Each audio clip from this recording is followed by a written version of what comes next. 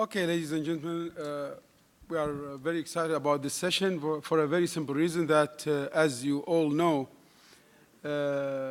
infrastructure is everything. And when you are talking about infrastructure, you are talking about laying ground to do any activity, being it social, economic, or any in between, leisure, and of course industrial. And when you look at what's happening in Saudi Arabia, as we heard this morning and maybe a little bit yesterday in the workshop, lots of reforms that are directly pertaining to improving the performance of the economy.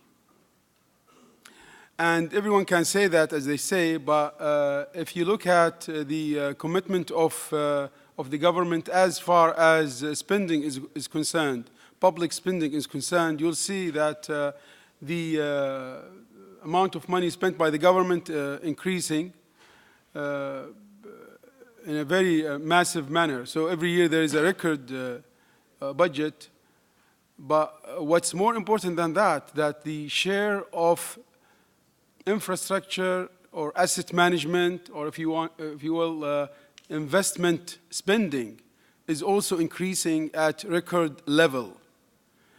Just to substantiate that, in 2003, the investment spending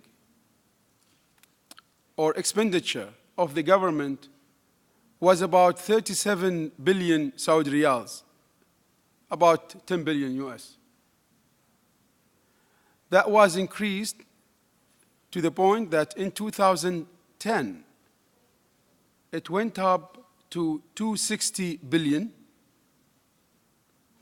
And then it seems that at that point, it reached saturation because just what we have too many projects at the same time.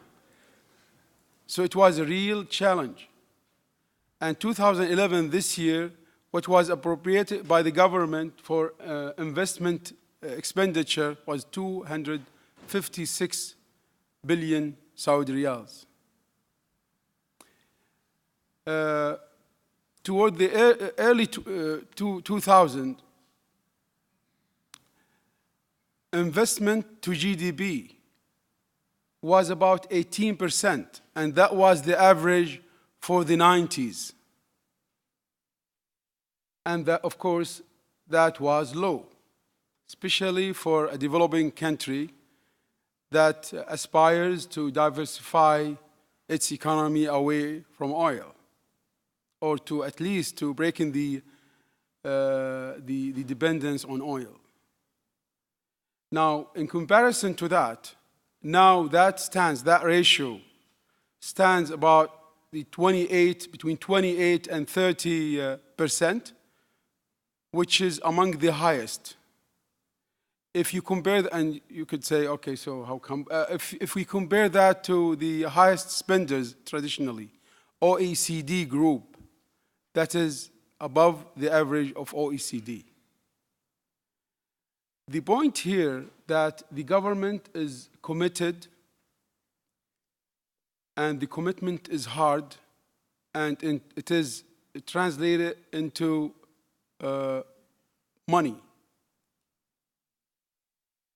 to make sure that the infrastructure is there, that the capacity building is there, that the Saudi economy can grow. And of course, as businessmen, all of us, we know that the very simple fact that when you have a complete and supportive infrastructure, then that simply means less time to set up the investment or the productive endeavor that you are after, and less cost. And the government commitment to infrastructure being there for many years. It took a break for about 15 years between, say, the mid 80s to the late 90s.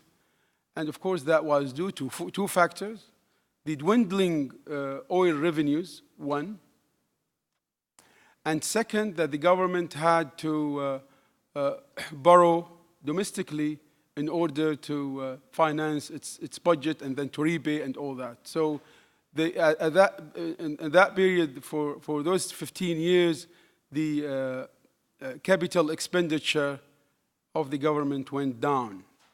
Most of these expenditure were current, financing salaries and for government employees.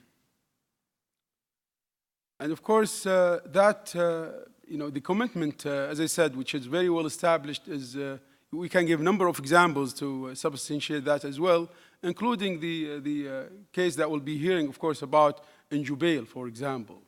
And that was, what you had at a certain point in time, fishing village, and then the massive infrastructure was put up, and then you have their story to tell, which is one of the most impressive success stories in Saudi Arabia.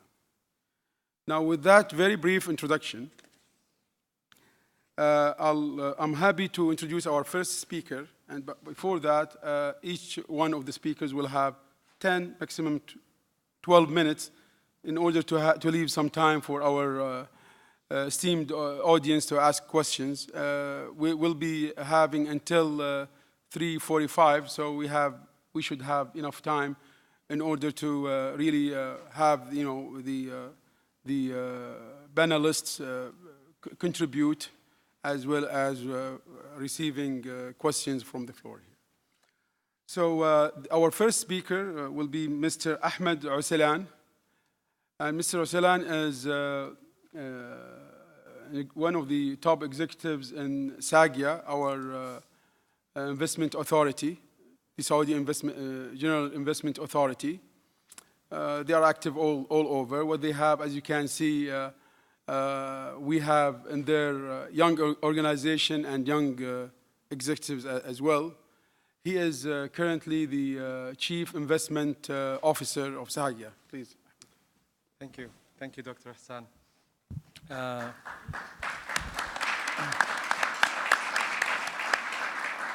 It's a great honor to be here along with this esteemed panel of our Saudi delegates who are here to present to an outstanding audience like yourselves.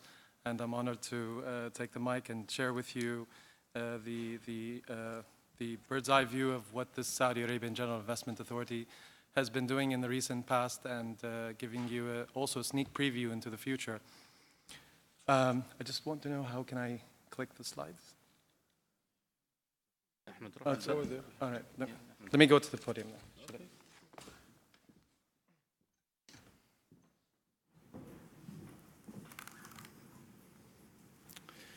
All right. So I'd like to present to you the presentation, which is labeled here as the Art of 10 by 10. This pretty much explains and encapsulates the effort of the Saudi Arabian General Investment Authority over the past 5 years, where in the outset of 2004, the Saudi Arabian General Investment Authority created a strategy and with the objective of focusing on what is it that one thing that the Saudi Arabian General Investment Authority will do that will have economic impact on Saudi Arabia's economic development. And that one word was competitiveness. And with that spirit and vision, we've developed a program called the 10 by 10, which basically positions Saudi Arabia among the top 10 most competitive nations by 2010. For that, we've developed a vision that basically goes hand in hand with that direction, predominantly focusing on Saudi Arabia's core competitive strength, being potentially the energy capital of the world and the hub between East and West. And to achieve our 10 by 10 program, early on in 2005, we developed a roadmap that encapsulates what we need to deliver in order to sustain and develop competitiveness and develop a competitive nation. And these three major initiatives were: the first one, institutionalization of the competitiveness management process, which is a collective effort across government bodies working on a focused effort to achieve top 10 most competitive nation by 2010. The second initiative was we thought, what could Saudi Arabia be competitive in? We can't be competitive in everything. I'm sure we can't compete in Atlanta and attracting such flow of visitors and what have you, but we can definitely be competitive in core sectors that I'll break down for you. Last but not least is an initiative that was incubated in SAGIA called the 60-24/7 Economic Cities, which I'll highlight to you some of where we are and where these cities are planned for on the longer vision. First, I'd like to introduce you to the platform that we created, which is institutionalizing the national competitiveness process by creating a national competitiveness center. This center has embarked various initiatives to drive the competitiveness of Saudi Arabia, starting with what I would like to use as an opportunity to invite you to, on the back of Davos, taking place year on year, a global competitiveness forum that is happening for the 6th year successfully, inaugurated by people like Bill Clinton and Lee Kuan Yew and Mahathir.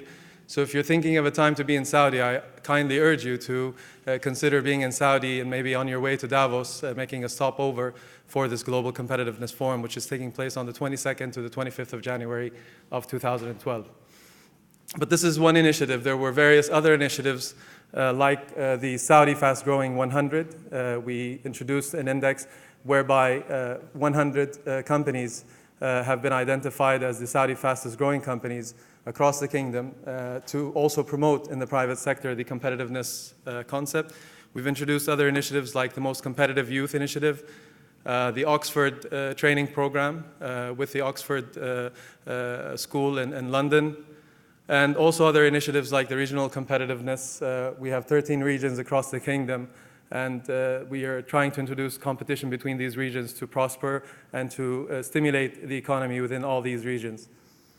Last but not least is the Responsible Competitiveness Index. We promote responsible competitive companies to subscribe to responsible community services and activities to also enhance the competitiveness of the nation and the social fabric in Saudi Arabia. So all in all, these are the kind of initiatives that we've put in place to drive our competitiveness in the kingdom, and I'll share with you the dividends that this has paid later on in the presentation. The second core initiative that we've done was basically identifying what are the core sectors that Saudi Arabia has the right to win and has a global value add to companies that come and sign and work with in Saudi Arabia to develop these three sectors, predominantly energy for various obvious reasons. Our biggest problem in Saudi is every time we dig for water, we find oil. So energy value chain, starting from the mainstream to downstream petrochem, to all the way down to finished goods plastics, and into water, power, and we have more than 28 commercially viable minerals deposits in the kingdom. So these are all vast opportunity areas across the energy value chain, which will hopefully help position Saudi Arabia by aggressive market share growth in these sectors. We will become the energy capital of the world. Second initiative is following the vision. Saudi Arabia happens to be in the Middle East, and they don't call us the Middle East for nothing. We're actually in the middle of everything. And being within 3 hours flying distance, you can reach more than 250 million consumers. Just to put that into comparison, the size of the US market, within 3 hours flying distance from the core middle of Saudi, Riyadh. This basically covers the enhancement of our existing 26 or 27, if I'm mistaken, airports that are existing that have been built in the late 70s, 80s, so they're due for major maintenance and upgrades, i.e. the Jeddah airport, which received a almost 50 billion riyal bid that was just announced recently. Following the railway connectivity that Saudi Arabia is putting together to basically make Saudi Arabia a true hub with the railway that connects east to west called the Land Bridge Railway and the North-South Railway that will all basically make Saudi Arabia a true hub between east and west, and hopefully make us all 8 days younger. Shipping today all the way through the Red Sea into the Suez Canal takes approximately 7 days turnaround time for ships, whereas if you offload on the Eastern Province and pick up your goods on the other side in 24 hours. So we'll all hopefully become much more efficient in our supplies and our deliverables to our suppliers and our customers. Last but not least is the knowledge-based industries, and I think there's been a great deal of communication today, starting with His Royal Highness Prince Faisal, who's communicated 25% of the government spend is in the human mind, and investing behind individuals and young, passionate Saudis who will soon become world-class employees. And that's the intention behind driving this kind of major investment in the education arena. With a very young population, 70% of the population is below the age of 30, 50% is below the age of 20. So you can imagine what kind of a young, prosperous, hopefully, population we are. And with deep pockets, I hope we can also sustain good dividends for companies that invest in the offtake of our goods and services. Healthcare and also vocational training is key. Services is a new sector. Saudi Arabia has grown significantly in the service sector. I've heard numbers that I wouldn't like to share with you, but I'd have to. It's not in a single digit. It's not in double digit. It's actually in three-digit number growth of 200 and 300% in some of the areas of the service sector. So there is a huge diversity that's taking place.